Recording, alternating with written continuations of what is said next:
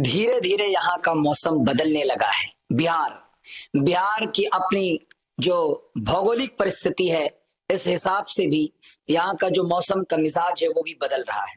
धीरे धीरे सर्दी बढ़ती जा रही है, लेकिन इस सर्दी के साथ चुनावी गर्मी बहुत तेजी के साथ बढ़ी है।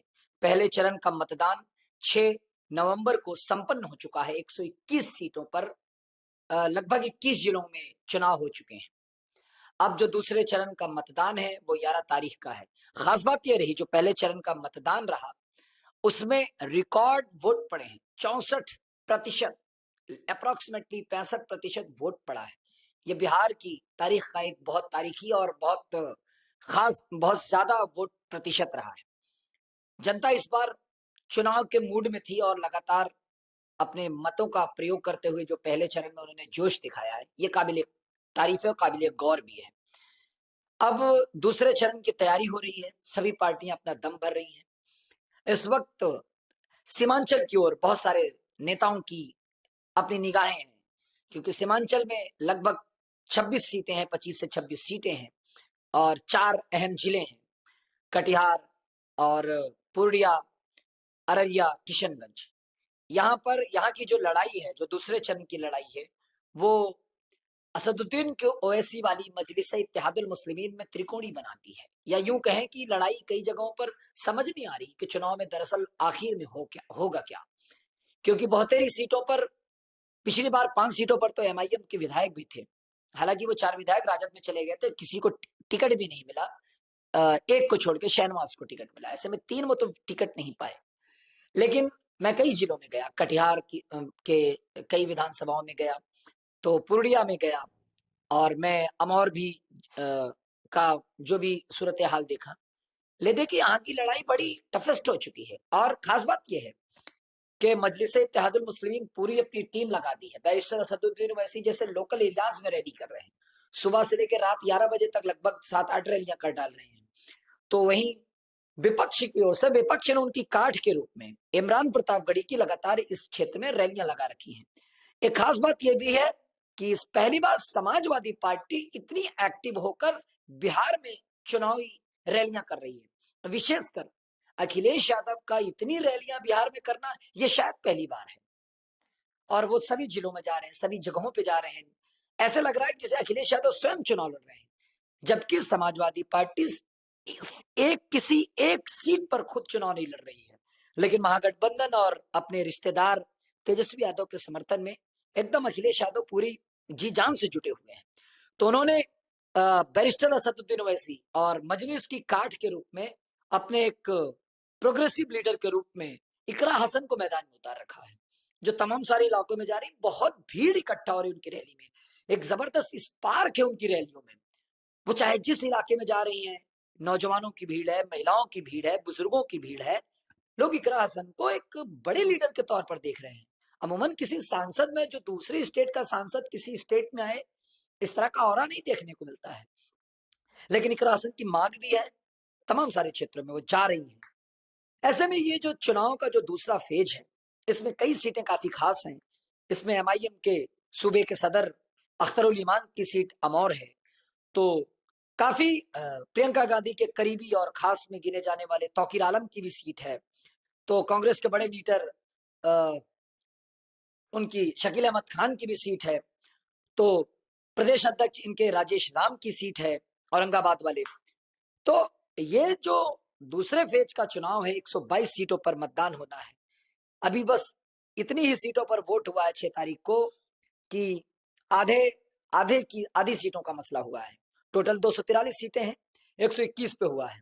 मतलब जादुई आंकड़े से भी अभी कम सीटों पर चुनाव हुआ है। 122 यहाँ का जादुई आंकड़ा होता है सीटों के लिहाज से।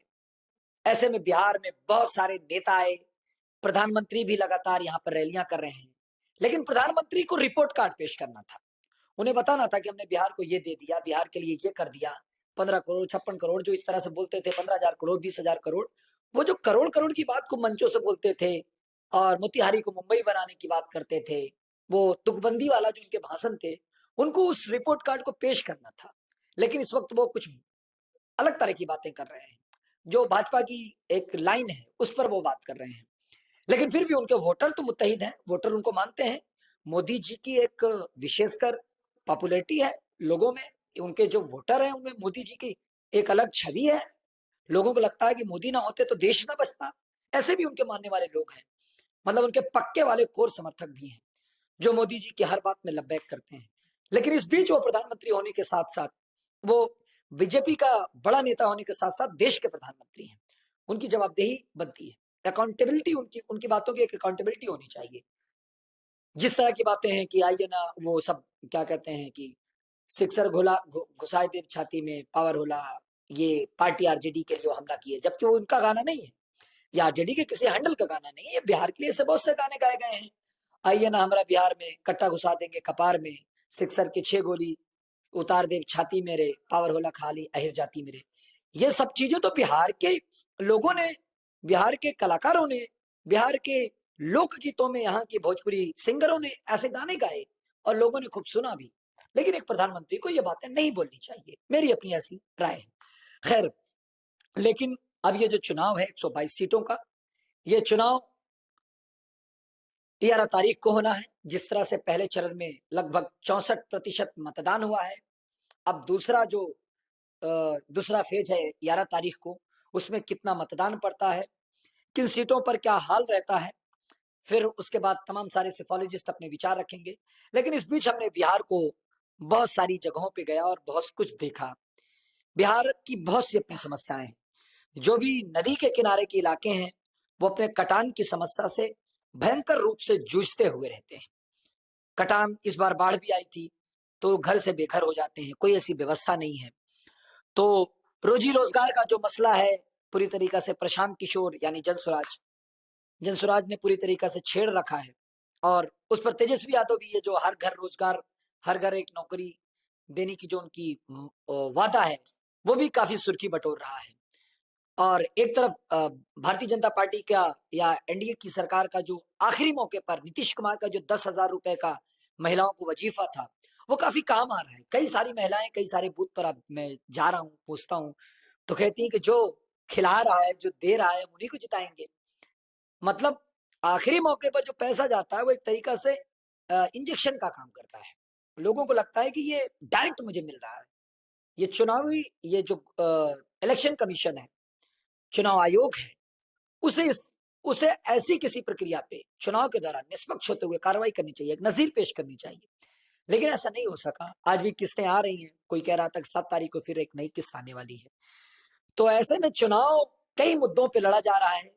बिहार है तो जाति पे चुनाव होता ही है, धर्म पे चुनाव होता ही है, क्षेत्र में चुनाव होता ही है, भूमिहार, यादव, मुसलमान, हिंदू, ये वो फलाना चिलाना, ये फलाना नीमन है, फलाना बुरा है, ऐसा तो चल ही रहा है। लेकिन इन सब के बीच जो चुनाव है, चुनाव मुद्दों से हटकर कम्युनल ना हो जाए, सांप्रदायिक ना हो जाए।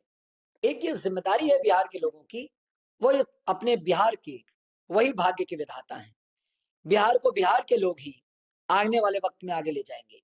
ये बाहर के, जैसे मैं पत्रकार आ गया, बाहर से कोई नेता आ जा रहा है, बाहर से कोई सीएम आ जा रहा है, बाहर से कोई कोई भी लीडर आ जा रहा है, वो कुछ दिनों के लिए आपके बीच आएगा।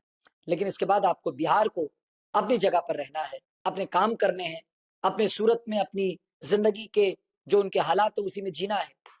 तो उन्हें सोच समझकर फैसला लेना चाहिए।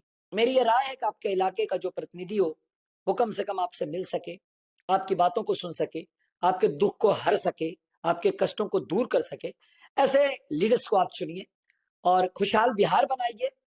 यहाँ के अस्पतालों के हालात अच्छे बने, जो नहीं है। सड़क के क्षेत्र में काम हुआ है, लेकिन विश्वविद्यालय यहाँ के अच्छे बने। यहाँ कोई भी ए ग्रेड की या अच्छी क्लास की यूनिवर्सिटी नहीं है जिसे देश और दुनिया के छात्र यहाँ पढ़ने आए। जैसे यूपी के दो तीन विश्वविद्यालय हैं, या अलीगढ़ मुस्लिम यूनिवर्सिटी है, तो बीएचयू है, या इलाहाबाद यूनिवर्सिटी है, जहां लड़के जाना चाहते हैं पढ़ने। और बिहार के बहुतायत लड़के जाते हैं, जो पूर्वी बिहार का क्षेत्र है उस इलाके के लड़के वहां जाते हैं। छपरा तरफ के लोग, तमाम सारी जिलों के लोग, यहाँ के भी लोग जाते हैं, दिल्ली जाते हैं पढ़ने के लिए। तो आपकी बिहार वासियों से मैं ये बात कह रहा हूँ कि आपकी पढ़ाई भी आपकी बाहर हो रही है, कमाने के लिए भी आपको बाहर जाना पड़ रहा है। तो बिहार सिर्फ और सिर्फ क्या शादी विवाह करने के लिए और छठ पर्व और क्या कहते हैं दिवाली, होली, ईद, बकरीद ही मनाने आप आते हैं? तो ये तो बिहार को सोचना होगा ना कि आपका बिहार, आपकी सरकार, आपके नीति, आपके निर्माता, आपके नियंता आज तक कुछ ऐसा किए क्यों नहीं। ये वक्त है चुनाव का।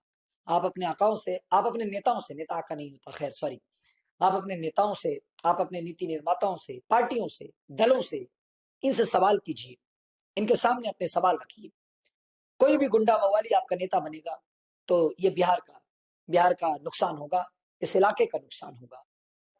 मैं ये चाहता हूं बतौर एक स्वतंत्र पत्रकार या बतौर इनकलाब हिंदी की टीम से कि बिहार में इनकलाबी ख्याल बरपा हो, लोगों में क्रांति की एक सोच हो, और जो भी आने वाले वक्त में दूसरे चरण का चुनाव है, जनहित के मुद्दों को लेकर जनता जो वोट दे और अच्छे नेताओं को चुने, अच्छी सरकार बनाए, एक सकारात्मक रूप से सरकार को आगे ले जाने का प्रयास करे। ऐसे में बिहार अपनी मुसीबतों से दूर जाए, परेशानियों से बचे। इन्हीं सब भावनाओं के साथ मैं अपनी बात को खत्म करूंगा।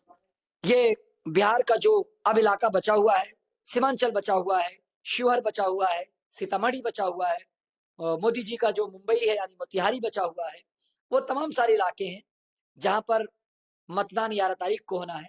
तो जनता जनार्दन ऐसा फैसला ले कि अच्छी सरकार बने, अच्छा बिहार बने, जनता का राज हो, खुशहाल बिहार हो। इन्हीं सब कामनाओं के साथ, इन्हीं सब भावनाओं के साथ मैं अपनी बात को खत्म करता हूं। मेरा नाम अतीक अहमद हुआ। कैमरे के पीछे हमारे साथी आफ्ताब आशिक हैं। इनकलाब हिंदी को आप लाइक करें, सब्सक्राइब करें। दुनिया जहान की जमीन की खबरों को आप देखें और हमारे साथ जुड़ें। मैं जरूर जमीन की खबरों को आपको दिखाता बताता रहूंगा। बहुत शुक्रिया।